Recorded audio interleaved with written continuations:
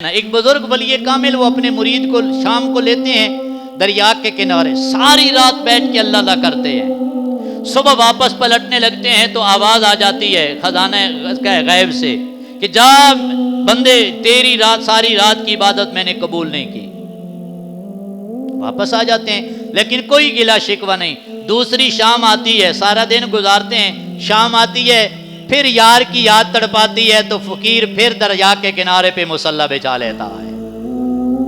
دوسرا روز رات گزری، ساری رات مصلی پہ عبادت اللہ اللہ کرتے، ساری رات جاگے ہیں، صبح پلٹنے لگتے ہیں، خادم بھی ساتھ ہے، آواز پھر آ جاتی ہے جا بندے تیری ساری رات کی عبادت کو سجدوں کو قبول نہیں کیا۔ کوئی پریشانی نہیں، چپ کر کے واپس آ جاتے ہیں۔ تیسرا دن بھی یہی ایسے ہی گزرا،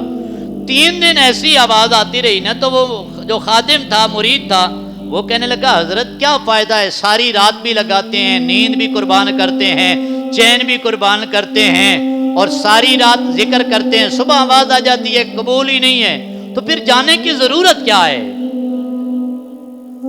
اب صوفی کی نگاہ اٹھی،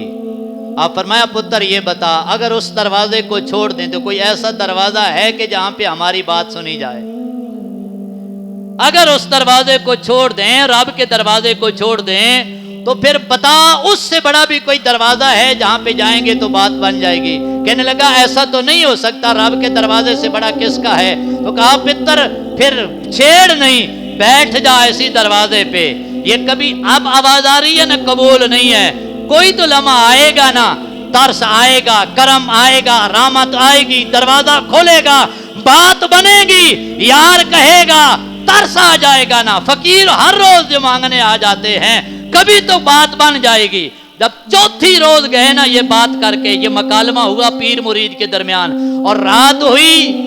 مصلی بچھایا تو آواز آ گئی جا میرے فقیر تیرے پچھلے 3 دنوں کی راتیں بھی قبول ہو گئی، آج بھی کی عبادت قبول ہو گئی ہے۔